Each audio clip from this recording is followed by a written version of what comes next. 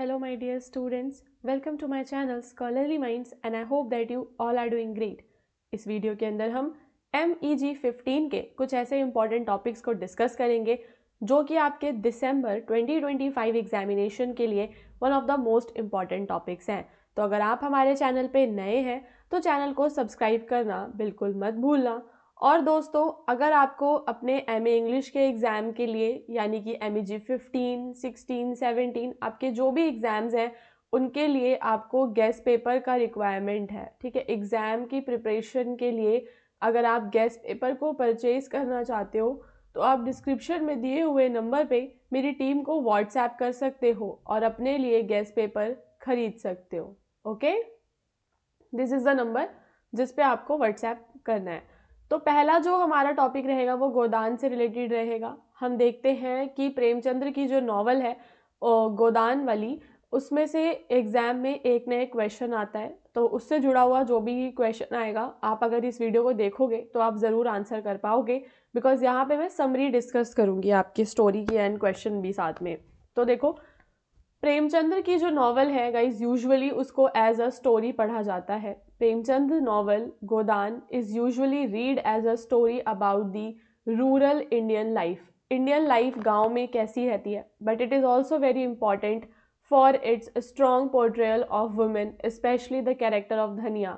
तो धनिया का जो कैरेक्टर है उसके माध्यम से महिलाओं की जो लाइफ थी गांव में वो भी दर्शाने की कोशिश की गई है। Through Dhania, Premchandra shows the power, courage, and moral strength of the women living within a patriarchal society. तो धनिया के माध्यम से हम क्या देखते हैं कि प्रेमचंद्र जी ने जो पेट्रियार्कल सोसाइटी थी, पितृसत्तात्मक जो सोसाइटी थी, वहाँ पे जो फीमेल्स थी, ठीक है, उनकी क्या स्थिति थी, पावर, करेज, उनकी स्ट्रेंथ, इन सारी चीज़ों को दर्शाया है। She plays an active role in the story and strongly influences the lives of the other. वो यहाँ पे हम देखते हैं कि कहानी में एक बहुत ही ज़्यादा इम्पॉर्टेंट रोल प्ले करती है और दूसरे लोगों की लाइफ को भी इन्फ्लुएंस करती है। धनिया की जो कहानी है केवल गोदान में ख़त्म नहीं होती। इवन टुडे जो मैनी वुमेन हम देखते हैं वर्ल्ड में, all over the world and even in India, आप देखते हो कि वो सिमिलर सिचुएशंस को फेस करते हैं।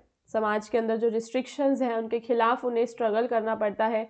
This continuing relevance can be seen in the राजी सेठ शॉर्ट स्टोरी अंधे मोड़ से आगे। तो यहाँ पे एक शॉर्ट स्टोरी है, उसके साथ यहाँ पे इसे कंपेयर किया गया है। तो राजी सेठ की जो ये स्टोरी है, pass the blind alley, the women in this story can be seen as a modern version of Dhaniya. तो दोनों को कंपेयर आप कर सकते हो, धनिया को, साथ ही साथ वो महिला जो राजी सेठ की शॉर्ट स्टोरी के अंदर है। सो अनलाइक प्रेमचंद्र धनिया, her voice is loud, open and public, clearly expressing anger and protest. तो प्रेमचंद्र के धनिया की तरह नहीं, बल्कि यहाँ पे हम देखते हैं कि ये जो राजी सेठ की शॉर्ट स्टोरी में महिला है उसकी voice that is very loud, she is very open and public है। Premchandra Dhaniya remains traditionally feminine, calm, patient and controlled, but she can also become fierce when needed. तो धनिया की अगर हम बात करें तो स्टार्टिंग में धनिया काफ़ी ज़्यादा काम है, पेशेंट है, बट समटाइम्स जब ज़रूरत पड़ती है तो वो खतरनाक भी बन सकती है। सो इन द कॉन्ट्रास्ट राजी सेठ की जो वुमेन है कहानी में, जो शॉर्ट स्टोरी वाली है ना, वो क्या करती है गाइस, ट्रेडिशनल जो आइडियाज़ हैं फेमिनिटी के उसने उनको रिजेक्ट किया है, फॉल्स कंफर्ट हो गए, ओपनली वो रिबेल कर रही है। एक चीज़ देखो, मैं आपको बता देती हूँ कि इस कहानी में मतलब गोदान के बाद जो आपके दो मोस्ट इम्पॉर्टेंट है ना, एक तो ये आपका प्रतिभा रे यज्ञसेनी वाला एंड पैलेस ऑफ इल्यूजन, वो भी मैं इसी वीडियो में डिस्कस करूँगी। तो आपको वीडियो पूरा एंड तक देखना है ताकि आपके एग्ज़ाम के लिए काफ़ी ज़्यादा हेल्प हो सके। ओके गाइस, और गेस्ट पेपर के लिए आप ज़रूर कांटेक्ट कीजिए, डिस्क्रिप्शन में नंबर गिवन है, आप उस पर व्हाट्सएप कीजिए। तो आप देखते हो कि ट्रेडिशनली धनिया फेमिनाइन है, जैसा फीमेल्स को समझा जाता है सेम वो वैसी ही है, काम है, पेशेंट है। बट राजी सेठ की जो वुमेन है वो फॉल्स जो कंफर्ट है उसकी लाइफ में, उसके खिलाफ वो ओपनली रिबेल करती है, मेल डोमिनेशन के वो खिलाफ जाती है।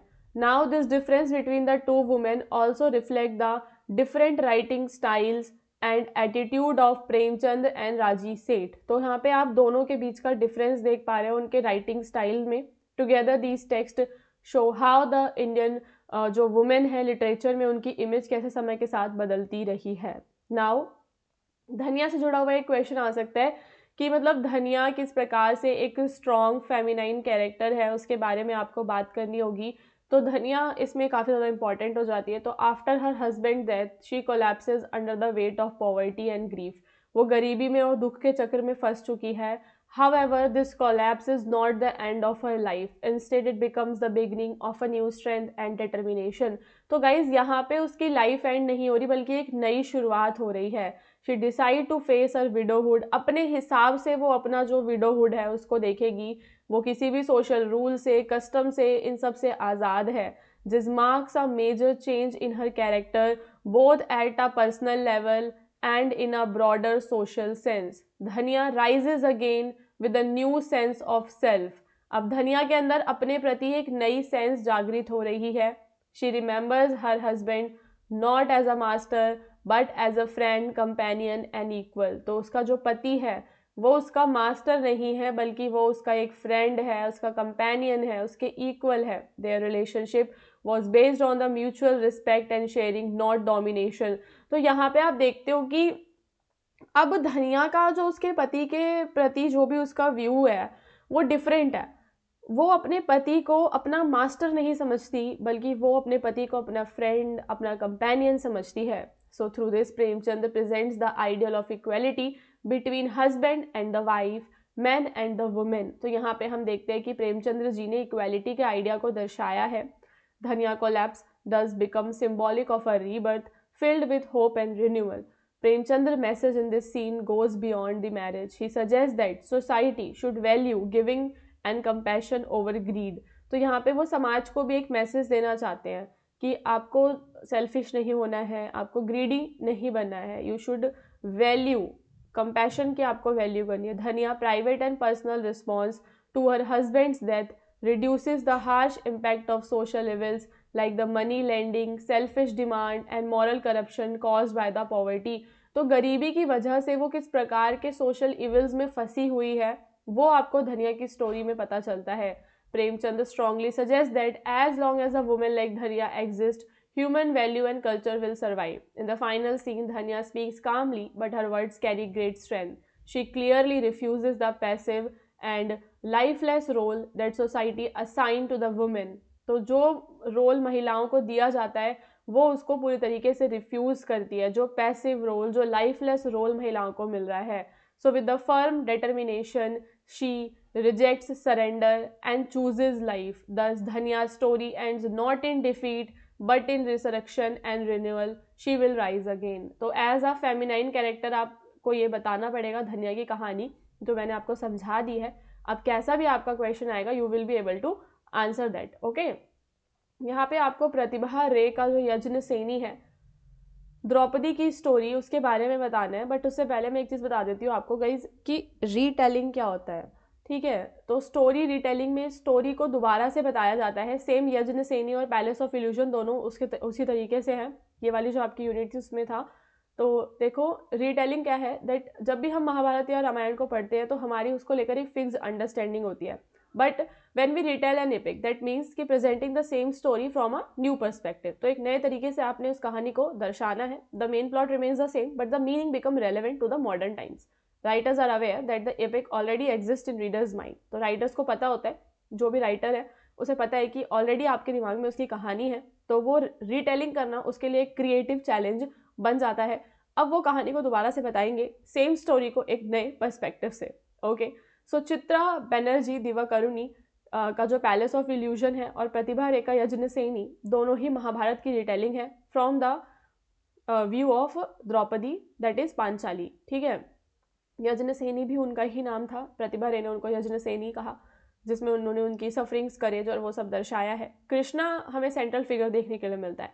अभी मैं आपको पैलेस ऑफ इल्यूजन और यज्ञ सेनी दोनों के बारे में डिटेल में समझा दूंगी। तो देखिए, रीटेलिंग आपको पता है, रीटेलिंग एक चीज़ में हेल्प करता है कि जो भी साइलेंस्ड वॉइसेस होती है ना उनको रिकवर करने में हेल्प करता है और एंशिएंट जो एपिक्स हैं उन्हें मीनिंगफुल बना देता है। तो यज्ञ सेनी bye the Pratibha Ray is a retelling of the Mahabharata from the Draupadi's perspective. The story follows the similar events, characters and episodes but the narrative is from the Draupadi's first person point of view. तो द्रौपदी के point of view से महाभारत इसमें बताई गई है, सारे event, character, सब कुछ सेम रहेगा, ठीक है। बट नाउ यहाँ पे कहानी में एक फ्रेश और पर्सनल टोन आपको देखने के लिए मिलेगी। Draupadi begins her story with the word finish, addressing it as a letter to Krishna, Krishna जो उसके प्रिय सखा है।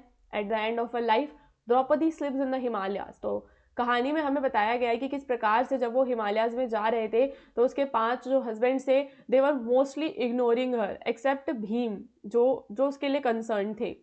और धर्मराज, युधिष्ठिर सबको कमांड दे रहे थे don't look back, move forward. तो Draupadi reflects on her suffering. तो इसके अंदर हमें द्रौपदी की जो सफरिंग्स हैं, उसके जो क्वेश्चंस हैं, वो सब देखने के लिए मिलते हैं। She feels, she bore mockery, she board abuse, humiliation उसने सहा। The novel usage a cyclical structure, यानी कि द्रौपदी के लास्ट मोमेंट से वो स्टार्ट हो रहा है। साइक्लिकल स्ट्रक्चर आपको देखने के लिए मिल रहा है इस नॉवल में। कौन कौन से की इवेंट है? सो की इवेंट्स में her birth from the fire and childhood के बारे में है। जब वो द्रौपद पैलेस में थी तो उसका बचपन कैसा बीता, उसका स्वयंवर, उसकी जो शादी हुई 5 पांडवों से, कुरुक्षेत्र वॉर के टाइम पे उसकी लाइफ कैसी थी, जब उसके सन का लॉस होता है अभिमन्यु का तो वो क्या फील कर रही थी, यादव क्लैन का डिक्लाइन, कृष्णा की death.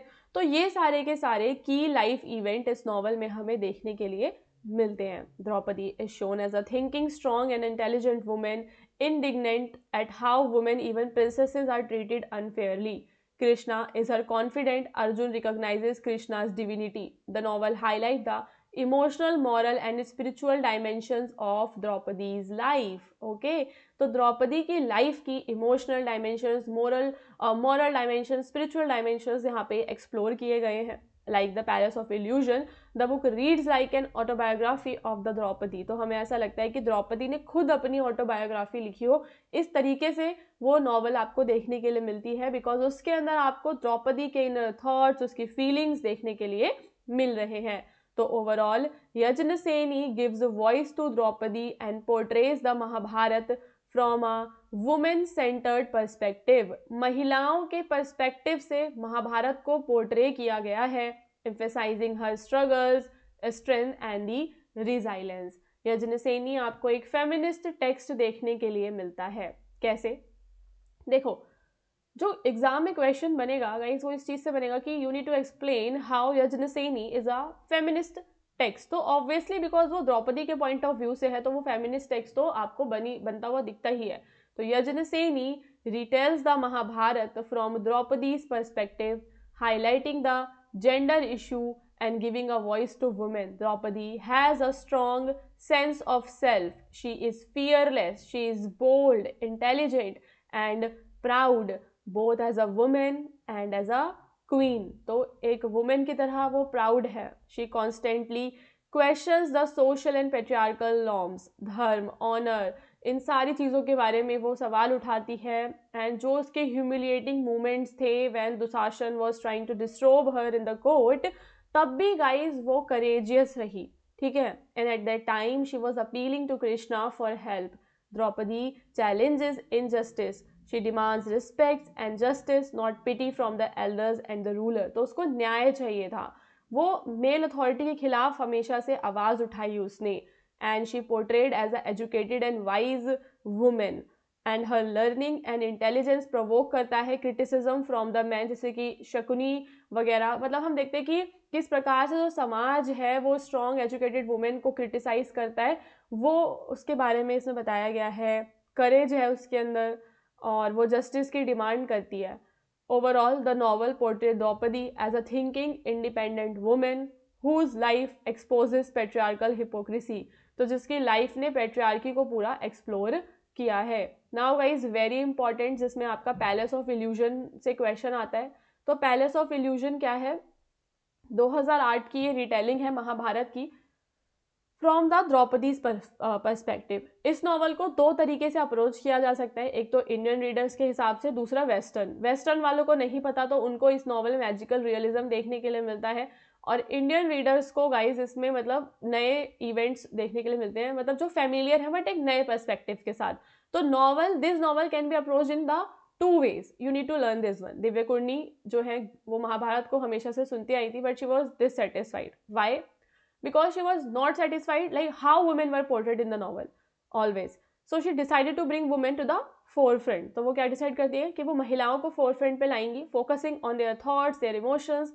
So Draupadi is chosen as the narrator because her life is central to the epic. तो यहाँ पे द्रौपदी को इसमें फीमेल पॉइंट ऑफ व्यू से दर्शा के उसको सेंट्रल कैरेक्टर बनाया गया है। The novel explores Draupadi's joys, उसके डाउट्स, उसके अचीवमेंट्स, इन सब को नॉवल एक्सप्लोर करती है। एग्जाम में क्वेश्चन आ सकता है कि how you can see magical realism in the palace of illusion. So you will answer the novel blends magical और रियलिस्टिक दोनों एलिमेंट्स को इसमें ब्लेंड किया गया है। किंग द्रौपद का 30 डे जो सेक्रीफिशियल सेरेमनी थी वो हमें मिस्टिकल लगती है। Yet the nurse narrate it with humour and realism, complaining about her flat buttocks, raw throat and simple food. Another example, Draupadi और उसके जो ब्रदर हैं वो फायर में से आए हैं। This is also like a magical event जिसको एकदम रियलिस्टिक वे में दिखाया गया है। हमें मिथिकल इवेंट्स को मतलब रीडर्स को बिलीवेबल बनाने की कोशिश महाभारत में की गई है, एक कॉम्बिनेशन है। And Divakaruni as an expatriate writing for a global audience uses magical realism to introduce Indian culture in a style accessible to western readers. तो गाइज देखो कि जो मैजिकल रियलिज्म का आइडिया है, ठीक है, ये जो आइडिया है ये वेस्टर्न को ज़्यादा समझ में आता है। तो ताकि वेस्टर्न कंट्रीज़ में भी हमारी नॉवेल्स को पढ़ा जाए, उन तक ये एक्सेसिबल हो, तो यहाँ पे उन्होंने इस प्रकार से उसको एक नए तरीके से इंट्रोड्यूस किया है। तो जो नॉवल में मैजिकल रियलिज्म है वो फैंटेसी को एवरीडे ह्यूमन एक्सपीरियंस के साथ क्या करता है, बैलेंस करता है। सो आई होप कि आपको MEG 15 के पार्ट 1 के सारे क्वेश्चंस अच्छे समझ में आ गए होंगे। डिस्क्रिप्शन में आपको इसकी प्लेलिस्ट का लिंक मिल जाएगा। मैं आप सभी से रिक्वेस्ट करूंगी कि आप एक बार हमारे सारे वीडियोस को ज़रूर देखिए, और उसके अलावा आप इसका गेस्ट पेपर लेना बिल्कुल भी मत भूलना। डिस्क्रिप्शन में हमारा व्हाट्सएप नंबर है। So guys, all the best for your examination.